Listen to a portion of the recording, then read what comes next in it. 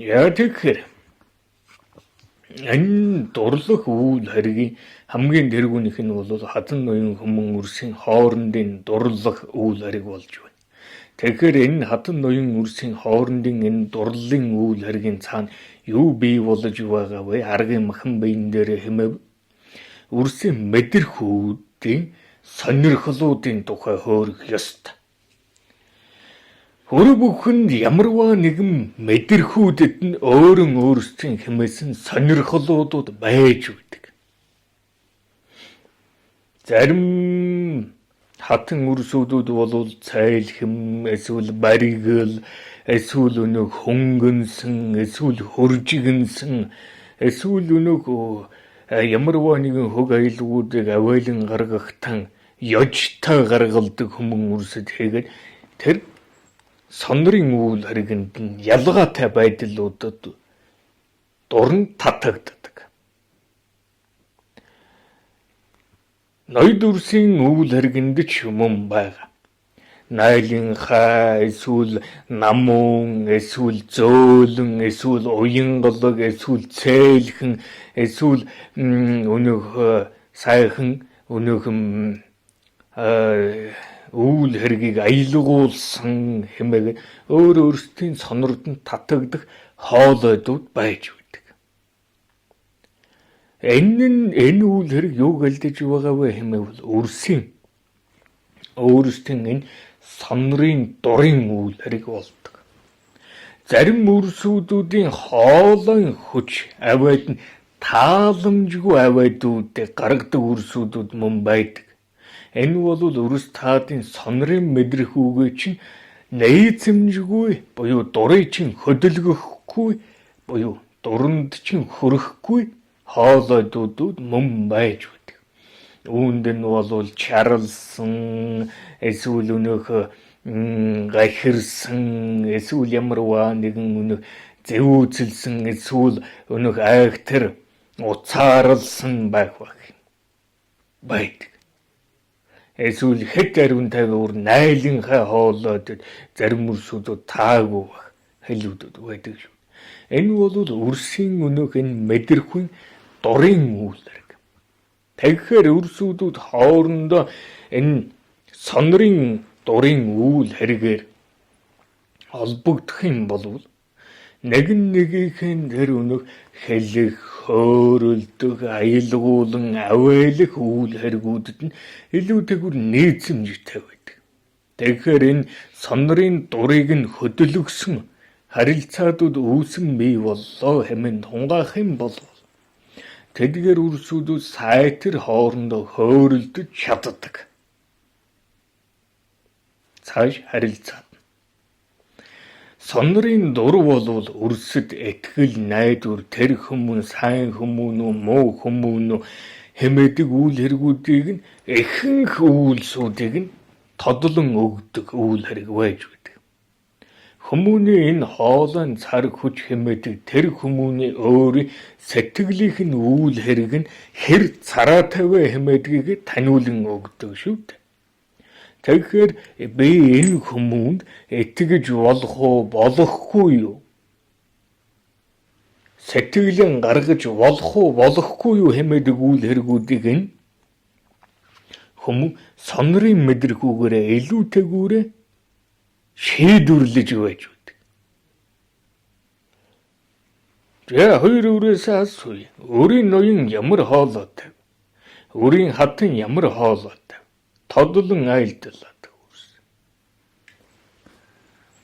За, миний хатан хүмүүс болохоор айдуу зөвлөн, тийм намуухан, тэгээд хөөрхтөө, удаан, тэгээд цөөн үгээр тийм хүрдэг хатан хүмүүс байгаа болоо. Өөрөлдөгөл тэр хатан хүмүүний сонрод нь хэр ариун тайгуур дурлаж байсан ба. Үрд нийцэмжтэй байдаг. Тийм нийцэмжтэй байдгаа борлаа. Тэгээд одоо энэ хийж байгаа үйлсэндээ бас их талархаж байгаа. Тэрний юу вэ гэхээр анх удаа л одоо сонроор дурладаг гэдгийг өөр нь бол одоо бодож тунгааж байна. Тэгээд ингээд хатан хүмүүнээ ингээд бодож тунгаахад бас дахин нэг баясал төрөөд дахин нэг одоо хайр дурлал бас ингээд эргэж дурсагдчихээн. Тэг их л гоё таатай тухтай байдаг да борлно. Жаа өөрөө үйл хэрэгээр ноён нь ямар хоолой хүч цараа тав яг тодлоо.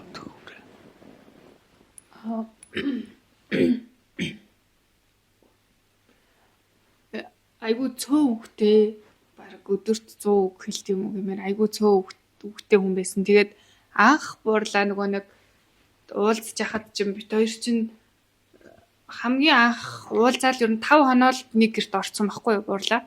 Жаа. Тийм тэгээд анхаас яагаад тэгсэн шалтгаан нь болохоор бас тэр дуу хоолойтой айгүй уйлддаг.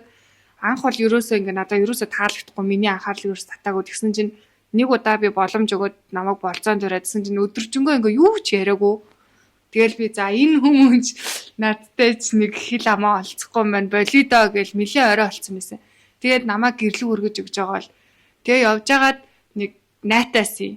Тэгсэн чинь би бурхан өршөө гэдгсэн чинь айгүй тийм цэл бүдөө хоолоогоор тийм айгүй гоё тийм нэг тийм ерөөсөө сонсож байгаагүй тийм гоё хоолоогоор ингээд бурхныг өршөөлөө гэж хэлээд тэгэхээр би ямар өөртөө ихтэй ингэж бодвол тэгэл тийм үйл явдлаас л дууралцсан штэ буурлаа. Яг нэг тийм нэг хоёрхан авианаас л тийм.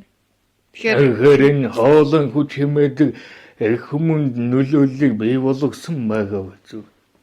Тийм байна буурлаа. Тэгэхээр энэ хүмүүний сонрын дурын үйл хэрэг бол эрт цаг мөчлөгт бол их хэрвэн хүчрхэг өргөн байсан. Үрсүүдүүд тунгаан төсөөлөөр миний үрсүүд. Хатных нь ноёных нь яг эсрэг хоолоодуудыг тунгаа. Хөнгөнсөн биш нарийнхан хоолойтой ноён хүмүүн үржихний хажууд бай.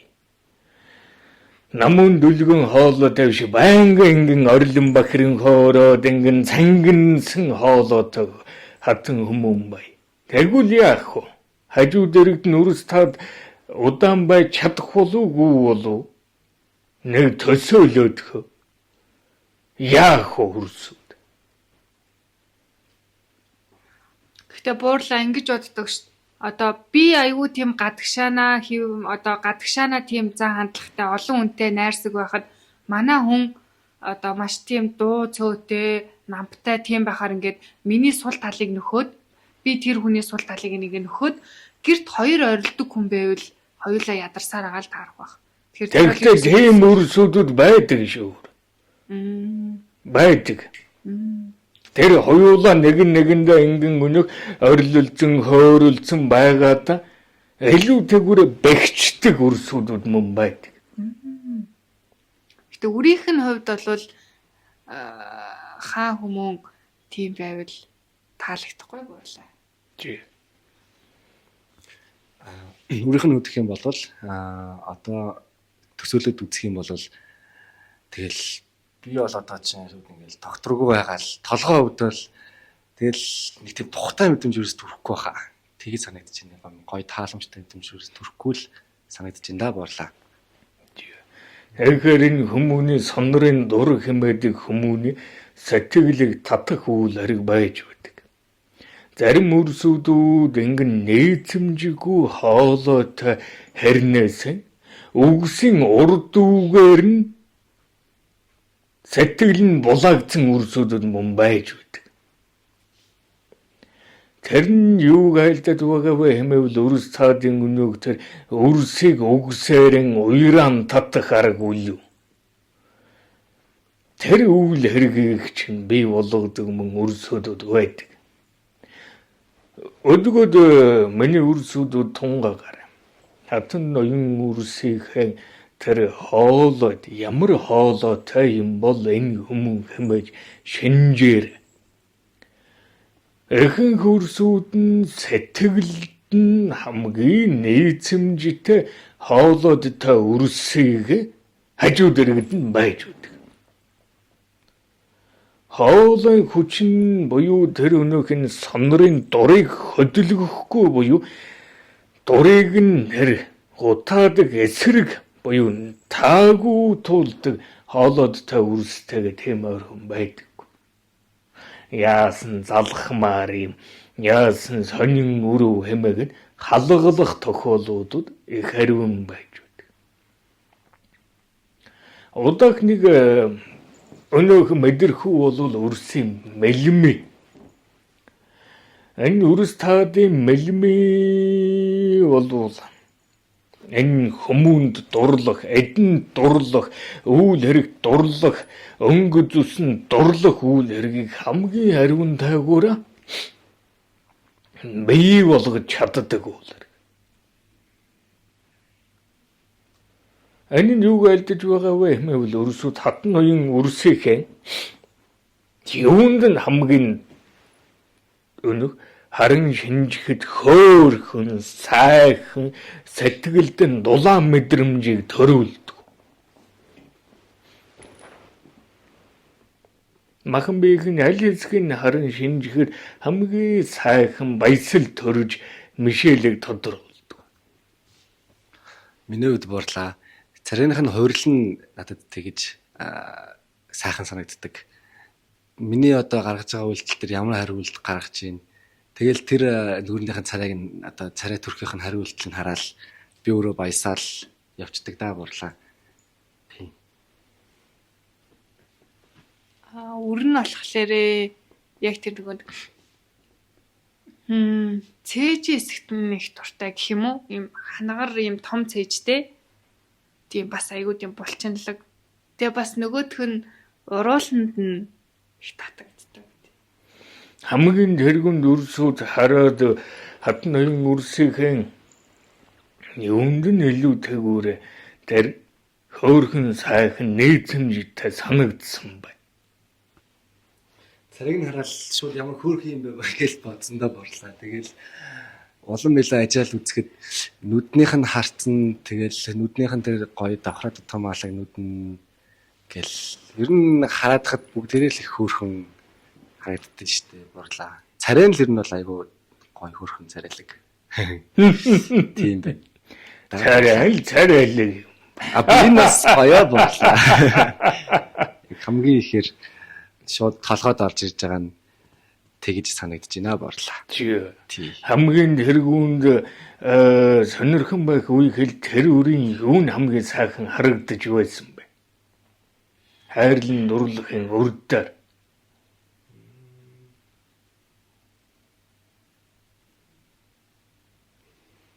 Их л нүдэнд тусаал байсан буурлаа.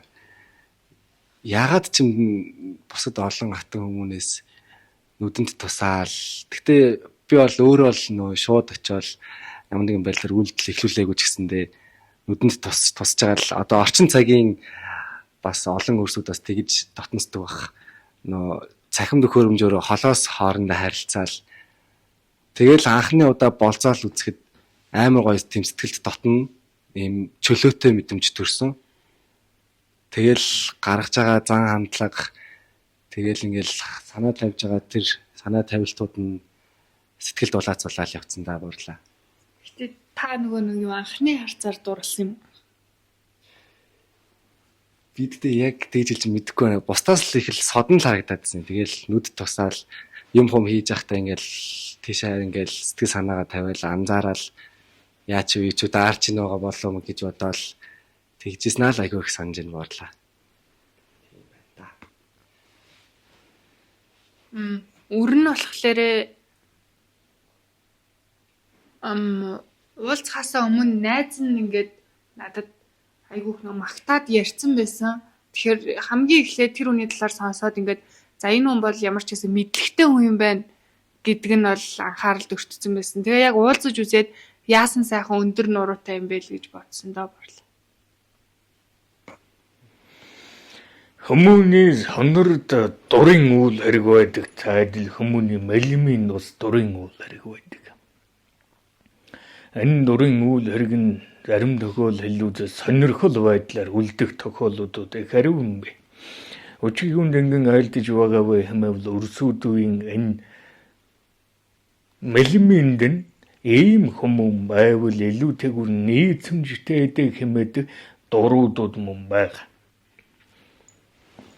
Үрээс намхан өргөн эсвэл өнөөхөө их зүс муутай байх хэрэг. Эсвэл өнөөх өндөр нуруутай тэр зүс сайтай байх үйл хэрэгүүдийг үрс тад яаж мэдрээд байгаа. Тэдгээр нүнэг өөрийн энэ сэтгэлийг таталсан нэг л гойд байсан хэмээдэг нь тэнд юу вэ болоод байгаа юм бэ хэмээвэл үрс таадын өнөөх энэ мэлмийг баясгах дуруудууд байж байдаг. Ямагт эд хэрэглэл эдлэл зүүсгэл өнгө дөр төрөх нээцэм сайхан муухай хэмээдгийг чинь тодолдог үйл хэрэг болвол мэлминий чинь дур байдаг. Энэ нь юу айлдаад байгаа вэ хэмээвэл үрс таадад энэ мэлмигээр авж байгаа мэдээлэл үйл хэрэгүүдэд хэрэгтэй хэрэггүй сайхан муухай үнэн худал зөв буруу таатай таагүй хэмээсэн үйл хэрэгүүдийг ямагт тархичин ялгаж өгч байдаг. Тэр ямагт ялгаж байгаа тархины үйл хэргийг үрсүүдүүд нэг л нь бол тэр далд ухамсарын үйл хэрэг хэмээж болно. Мэлминд нь харааг нь булааж байгаа. Мэлмиг нь сайхнаар татагдвал тэр мэлминийх нь харцыг нь булаагаад байгаа үйл хэрэгүүдүүд болов үрс таадын далд ухамсар дотор энэ сайхан энэ муухай хэмээсэн урдын хүлэн авсан тэр бодлуудууд дээрээс чин улбаалж энэ хүмүүн их сайхан хүмүүн байна хэмээдгийг тодолон гарган ирчихдэг. Тэгэхээр энэ бол үрс таадын далд ухамсар буюу сүнсгэл чинь энэ бүх үйл хэрэгүүдийг чинь шийдвэрлэж гисэн байж байдаг. Тийм учраас энэ дөрвөн тагш байлаа хэмэхэд энэ дөрвөн тагшны аль нь сайхан харагдаж байгаа үзэгдэж байгаа хэмээдгийг үрс таадын энэ өнөх ухамсар чинь өөрөө шууд хариулна. Тэгэхээр энэ хүмүүн хоорондын энэ татагдж байгаа мэлминий дурын үйл хэргийг үрс таад баг үлчир буюу энэ нар турууд илгээд мэндэлсэн байх үе хэлээс эхлүүлэн үүнийг өөрсдөө үүсгэн бий болгодог. Энэ мэлминий дурын үйл хэрэг бол хүмүүний өөрсдийн танин мэдсэн мэдэрсэн үйл хэрэгүүдтэй ямагт улбаатай байж байдаг. Тийм учраас холыг шогшуулж зөрөөр нутаг хөшөө үдсэн хүмүүнээс үйл хэрэг өгсөйг сонирдъя. Хэмээн хүндэлж мэлмиг нээж гийж гээгүүлээд ирсэн үрсүүдүүд гээгүүлээд ирээ. Газар үзэн нүд тайлан ирэвэл тэр үгүй дэгвэха Юм үзэж нүд тайлгээд үү? Тэр үйл хэрэг шүү энэ бол. Нэг л нь бол үрс таадын авсан бүхий л энэ үзэн харин шиндсэн бүхий л дүр үйл хэрэгүүдийг чинь дотор нь сайхан муухай хэмээгээд үрс таадын ухамсар хэдийнэ хувааж гисэн баг. Тэгэхээр үрс таадын энэ хуусан байгаа үйл хэрэгүүдээс ч улбаалж тэр өөрийн нэг л гойд үзэгдээд байгаа үйл хэрэг нь тэр ухамсарыг чи өөрийн чин эвлүүлэн цогцлоосон тэр дүр төрхтэй хүмүүнтэй догм эсвэл тэр хүмүүн эсвэл төсөөтэйгээр ажигдсан хүмүүн нь байхаараа тэгдэг. Эд эдлүүд ямарваа нэгэн оршихуд дээр хүртэл тэгдэг. Өөрсдийн хэмээсэн ямарваа нэгэн эд эдлэл оршихуг ийм байвал сайхан юм байна да хэмээгээ сэтгэл дотроо мэдэрсэн, тунгаасан, ажин шиндсэн үйл хэрэгүүдийг хүмүүс энэ тагшин сайхан юм байна хэмээн харан шинждэг. Тэгэхээр энэ хүмүүний мэлминий дурын үйл хэрэг болов алиутэйгээр үрс таадыг явсан байгаа энэ мэдээллийн үйл хэрэг нэр чи улбаа.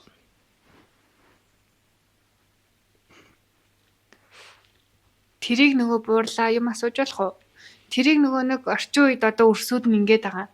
Нөгөө my type гэж байгаа байхгүй юу? Тэр нэг гэж эхлэв. Тэр нь хэрэгтэй үйл хэрэг юм. Тэр нь болохоор одоо ингээд одоо би ингээд октоудаараа найзалдаг байлаа гэхэд нэг залуу ингээд онцгой гойд надад санагдлаа гэхэд миний бусад найзуудад тийг санагддаггүй байхгүй юу. Тэнгүүд манай найзууд юу гэж хэлдэг вэ гингүүд no my type гэдэг байхгүй юу. Тэр нь яа гэж яагаад би ийм төрлийн залуу сонирхдаггүй л гэдгийг илэрхийлж байгаа. Тэгээ өрнө сая таныг хэлж яхад ингээд бодсон чинь нэрэл үрийнх нь ингээд бага наснаасаа хойш найзалсан одоо эрэгтэй хүүнүүд яг л нэг тийм нэгэн ижил бүгдээрээ ижил төстэй. Манай найзууд ингээд сонсонгуудаа манай одоо миний найзалж байгаа хөвгүүнийг одоо ингээд сонсохоос өмнө за ямар ч байсан Андрийн найз залуу бол нүдний шилтэл байж таараа гэж ярьдаг байхгүй юу. Тэгэхээр өрн ингээд нүдний шилтэй мөн л ингээд ухаантай ч юм уу мэдлэгтэй гэж бодож байгаа учраас үрийнх нь сонгосон бүх хүмүүс дандаа ингээд нүдний шилтэй өндөр тийм хүмүүс байгаад идэг. Тэгэхээр энийг та айлдж чинь тий бодлоо. Үрсийн мэлмэний үйл хэрэг болов байна. Үрс таадын амтанд мөн дурлдаг. Амтанд дурлдаг хэмэдэг нь юу айлддаг вэ хэмэв үрс таадын эдэ ундаалгын амтны дурын үйл хэрэг хөдөлдөг үйл хэрэгүүдд байгаа. Тэр өнөөх хашууны сон эсвэл хэд ариун тагвар чихэрлэг нэлон билон эсвэл хэд ариун тагвар балтай байх юм. Эсвэл хэд ариун тагвар хурц амтуудтай үйл хэрэгүүдэд ч үрс таадыг энэ үнэг амтал хүн дур үйл хэрэгүүд чинь байж байдаг. Үүний эдэ ундаалгыг үрс таад богшон бий болгоход амт султай байгаад ирэхээр зарим үрсүүдэд таатай байдаг. Зарим үрсүүдэд таагүй байдаг. Амтгүй байна гэдэг. Энэ бол үрс таадын өнөөх энэ амтлахын тэр дурын үйл хэрэг чинь хэр өндөр хэмд бай, хэр нам хэмд байгаа хэмэдгээс чинь улбалд. Амтын мэдрэхүй ариун тагвараа үүсэн бий болсон үрсүүдүүд ч хүртэл энэ үйл хэргэнд ялгаатай байдлаар хандалдаг. Амттай амтгүй гашууны сон хурц зөөлөн хийгээд бүхий л амтуудыг айлддаг шүү дээ үрс таад.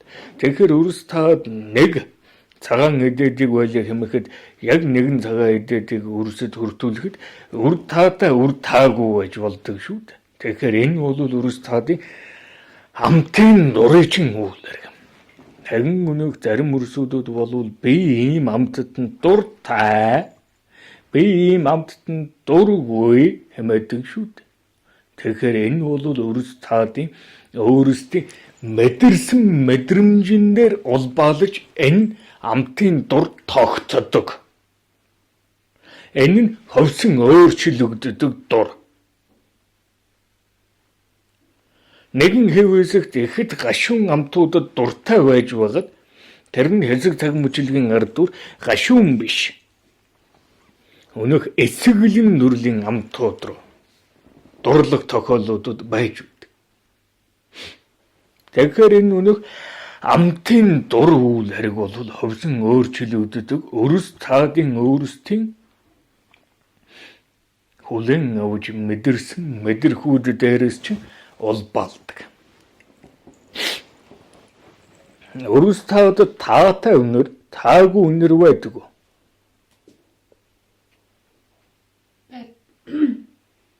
Байдгаа бурлаа. Ямар үнэр таатай дуртай байдаг. Үр дурлсан үнэр байгаа юу?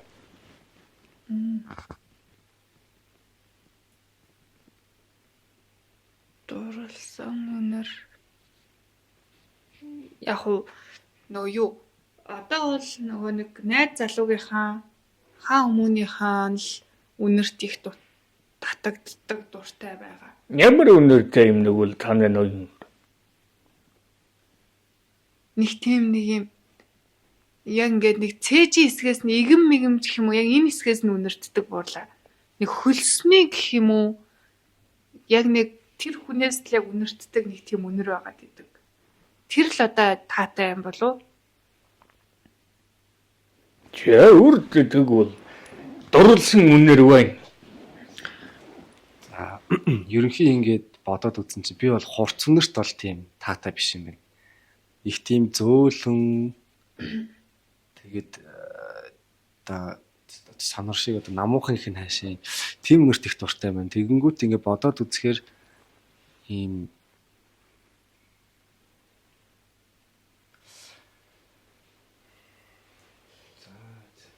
зөөлөн л үнэр юм байна болоо.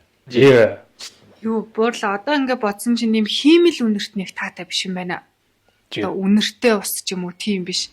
Яг гой байгалийн байгаль дээр байдаг үнэрт илүү их татагддаг юм байна. Тийм. Миний хувьд бас их адилхан. Гэхдээ үнэрт нь одоо жишээ нь ингээл одоо орчин цагт айгүй олон үнэрүүд ингээл холилдоол үнэртдэг болсон. Одоо хатуу хүмүүнээс одоо будагны үнэр одоо нөгөө будаг шунхны үнэр нэг тусдаа үнэртэй л үнэртэй усны нэг үнэр бас тусдаа үнэртэй л байдаг. Тийм ихээсээ илүү надад бол зүгээр л нэг юм энгийн яг өөрийнх нь юм намуухан зөөлөн тийм үнэр л их таалагддаг санагдаж байна борлаа. Зээ өрсөд дурлсан үнэрүүд байгаа. Өөр бүхэнд байгаа энэ дурлсан үнэрүүд. Тэр нь бүгд адил нэг үнэр байна. Яагаад буурлаа? Яагаад адил нэг гэж буурлаа? Хүмүүмүрд энэ үнэр болов хөрөн очихдоо нар торвоо дэлхийд мэндлэх үе хэлтэн үүссэн хамгийн анхны үнэр нь байдаг. Энэ бол эжийнхэн үнэр байдаг. Эжийнхэн үнэрд хүмүүн хамгийн ариун тайгуура дурлдаг. Яагаад гэмэвэл өрсүүдийн энэ хамгийн анхны дурлсан энэ үнэр юу вэ хэмэвэл өрс таад аршаан энэ нүүл хэргэн дотроос хөрөсцөд мэндэлэн унан хэрэгтэй. Хамгийн дэргүн ээжийтэйгэн ойр дүгэн байж махан биеинд наалдаг ээжийнхэн хөлснийх нь үнэрийг эх хүчтэйгээр удаанаар авдаг.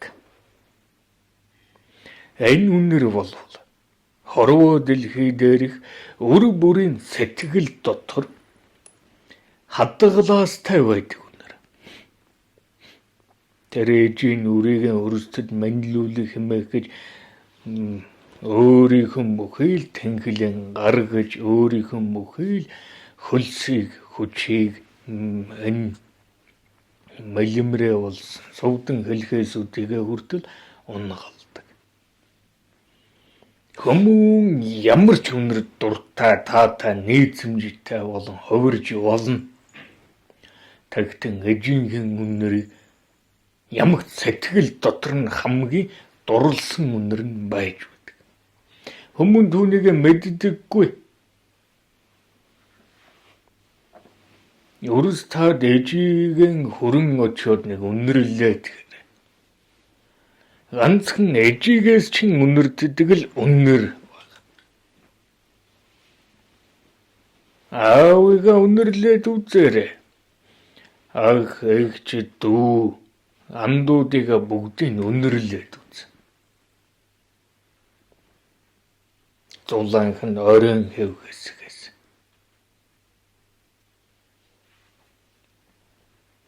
Яагаад хэмэвэл энэ үнэр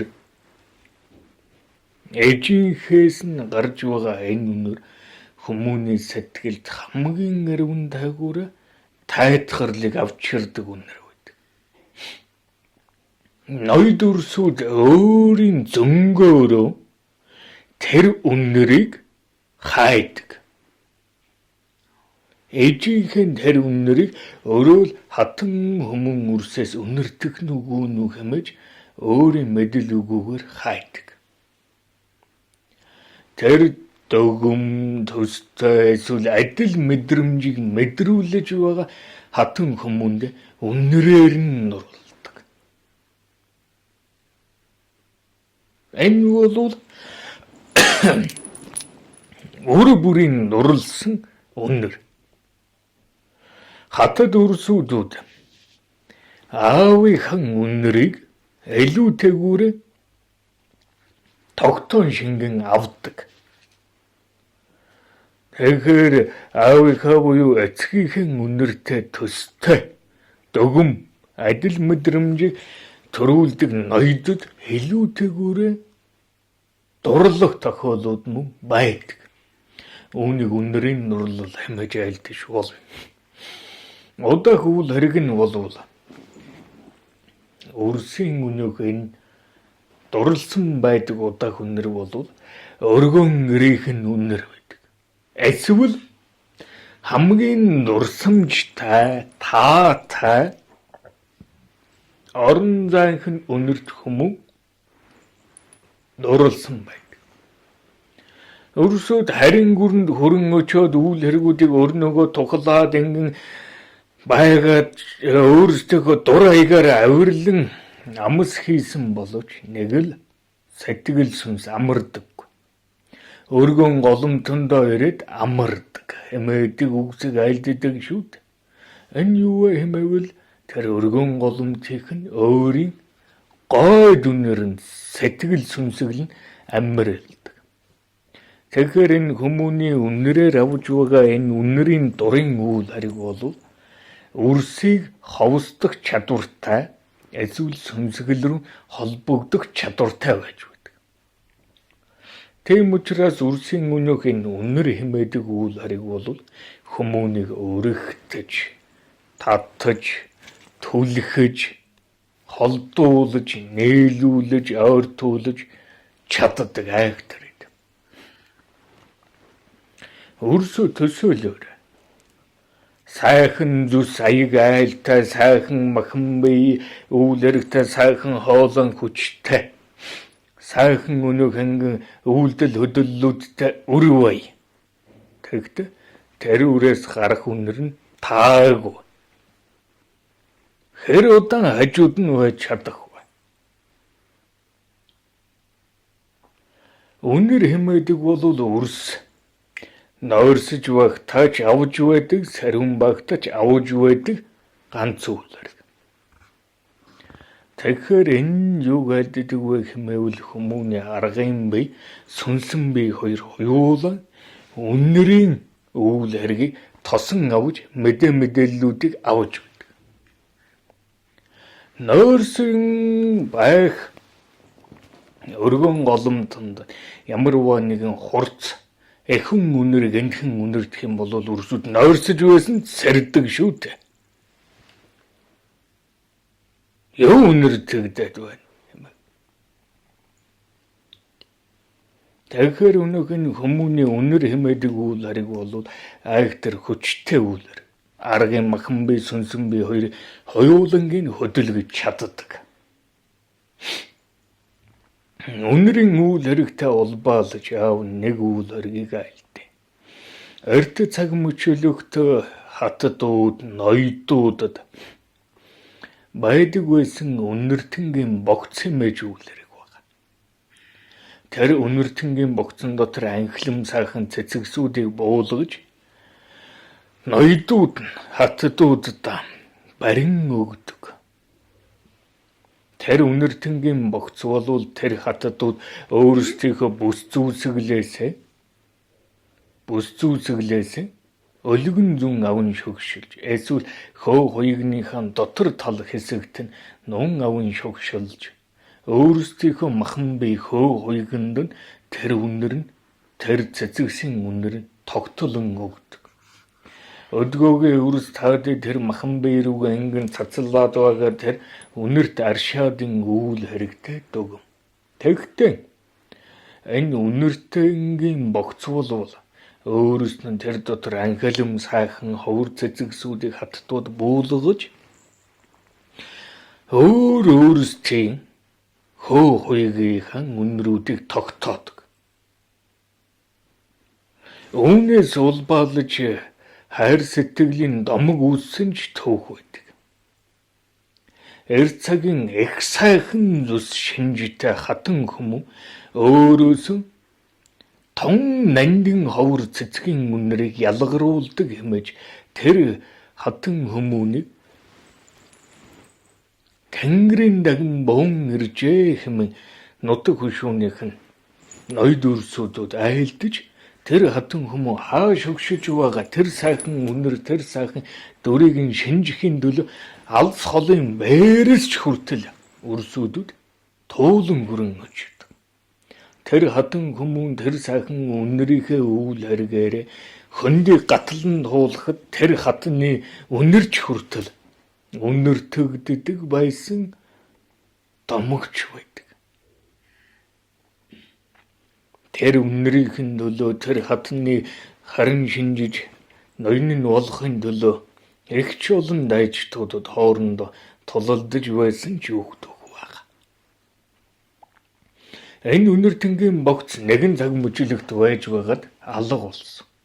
Яагаад алга болсон бэ хэмэвэл үнэртэнгийн богцын үйл хэргийг хөө хуйганд нь өөрт нь шингэн өгсөн.